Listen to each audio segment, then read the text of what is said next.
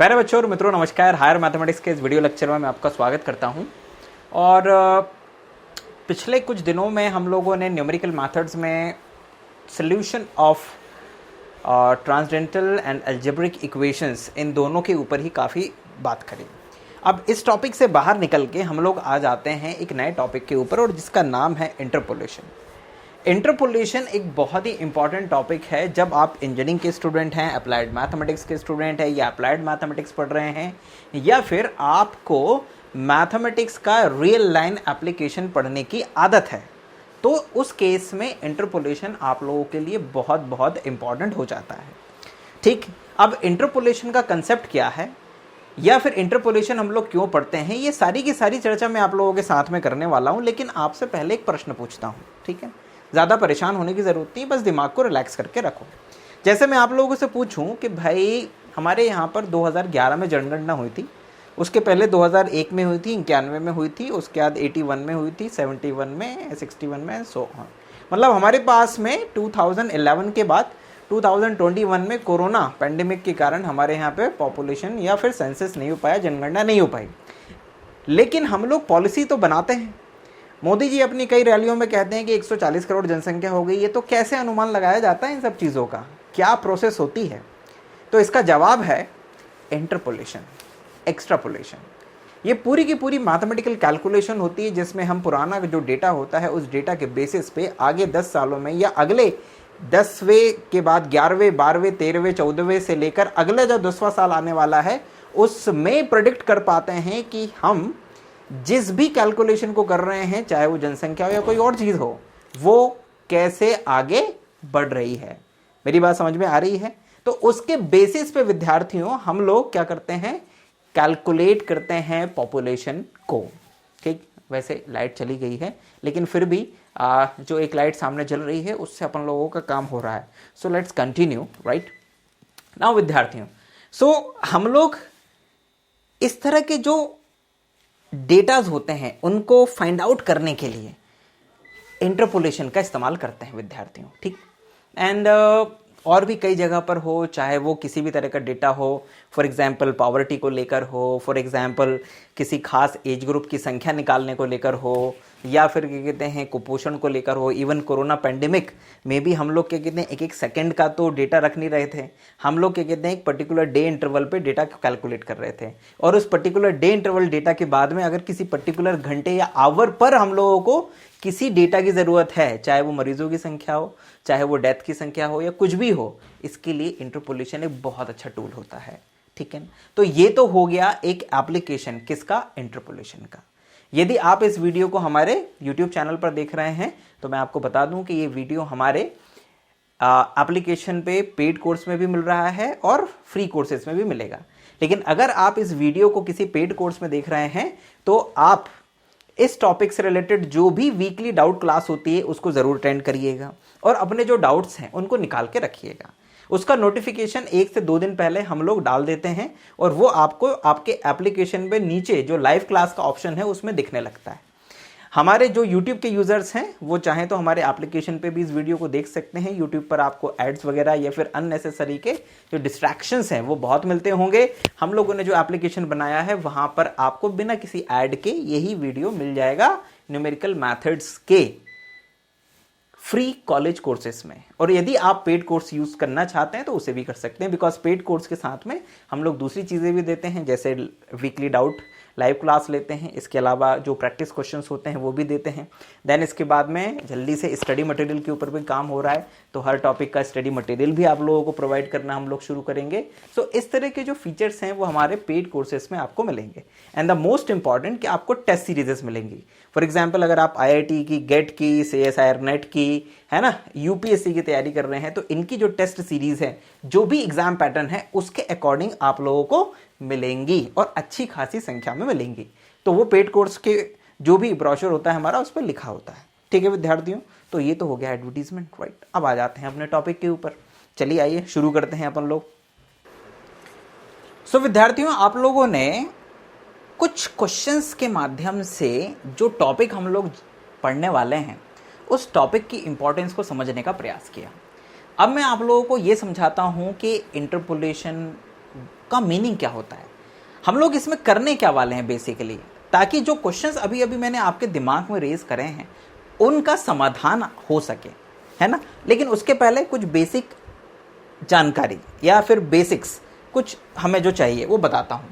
जैसे मान लीजिए विद्यार्थियों कि आपके पास में एक फंक्शन है y बराबर fx, ठीक है, बहुत अच्छी बात है। और इस फंक्शन fx में भाई ये x जो है वो इंडिपेंडेंट वेरिएबल है, y जो है वो डिपेंडेंट वेरिएबल है, ठीक है ना। This is independent, this is dependent. Now suppose that कि x की कुछ वैल्यूज हैं x0, x1, x2, x3 and dash dash xn, ये कुछ वैल्यूज हैं। और इसी के करस्पॉन्डिंग y की भी कुछ वैल्यूज हैं जिसको नाम दिया हमने y0, y1, y2, y3 dash dash yn। ये हमारे पास में कुछ वैल्यूज हैं, है ना। और ये सारी की सारी जो वैल्यूज हैं ये फंक्शन y की ही वैल्यूज हैं किसी पॉइंट xn पर, है ना। मतलब yn is equals to fxn। Clear है। अब इंटरपोलेशन का मतलब क्या होता है बच्चों, आप ये समझिएगा, जो मैं आपको समझाने का प्रयास कर रहा था एग्जाम्पल्स के माध्यम से कि why this topic is very very important in applied mathematics.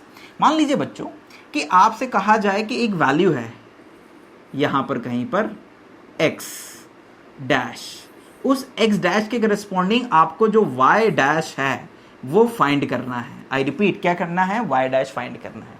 कैसे करोगे, जिस प्रोसेस से इस x डैश के करस्पॉन्डिंग y डैश को फाइंड किया जाता है उसी प्रोसेस को कहते हैं इंटरपोलेशन। क्लियर है, समझ में आया। ध्यान रखिएगा, देखो समझने वाली बात है कि इंटरपोलेशन है क्या। इंटरपोलेशन किसी दिए हुए set of values x values में किसी x के करस्पॉन्डिंग y को फाइंड करने की प्रोसेस है।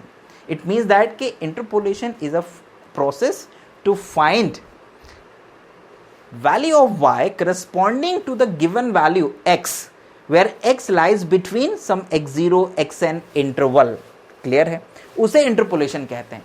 तो इसका मतलब ये हो गया विद्यार्थियों कि यदि ये जो x डैश है ये x0 और xn इंटरवल के बीच में कहीं पर है, लाई कर रहा है, तो जो y डैश है उसको फाइंड करने की जो प्रोसेस है वो इंटरपोलेशन है। क्लियर है बच्चों। लेकिन यदि क्या कहते हैं ये जो x डैश है, ये x डैश जो है वो x0 और xn के बाहर कहीं पर है।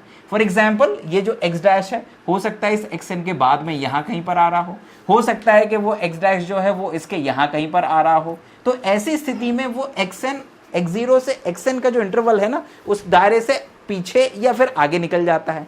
तो फिर जो हम लोग y डैश फाइंड करते हैं, तो जिस प्रोसेस से हम लोग y डैश फाइंड करते हैं उसको कहते हैं एक्स्ट्रापोलेशन, ठीक है ना।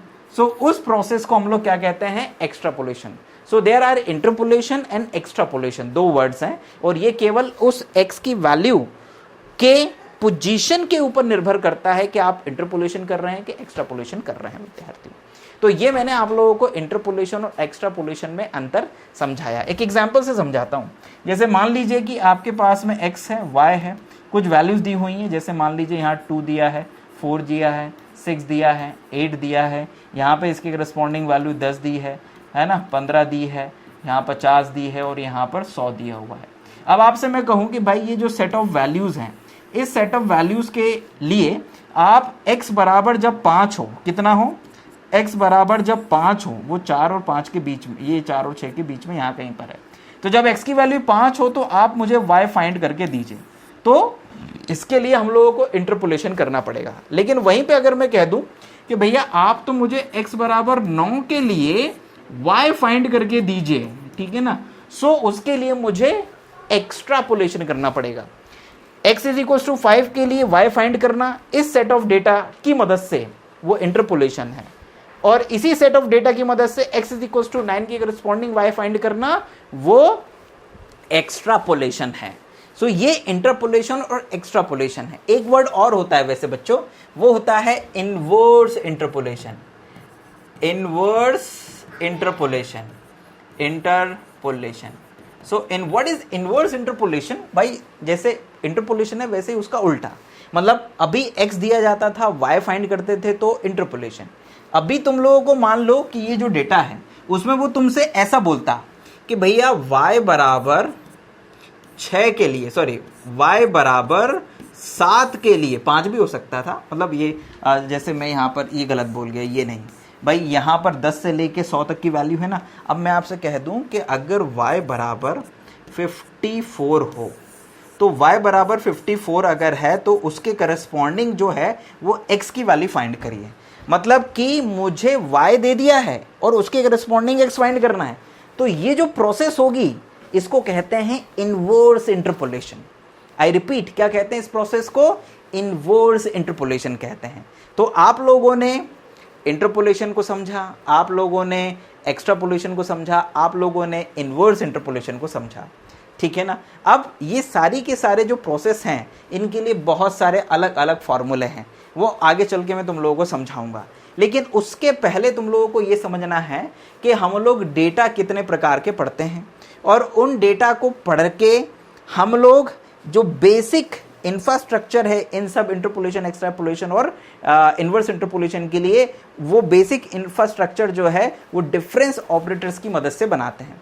तो सबसे पहले हम लोगों को स्टडी करना पड़ेगा डिफरेंस ऑपरेटर्स, और उसके पहले स्टडी करना पड़ेगा कि किस तरह के इंटरवल के साथ में हम लोग डील करने वाले हैं। तो शॉर्ट में डेटा का टाइप, और फिर उसके बाद में various interpolation operator, sorry various difference operators, वो हम लोग पढ़ेंगे, समझेंगे। और शुरुआत ही इस टॉपिक की डिफरेंस ऑपरेटर्स और उनके स्टडी से होती है। तो let's start the difference operators.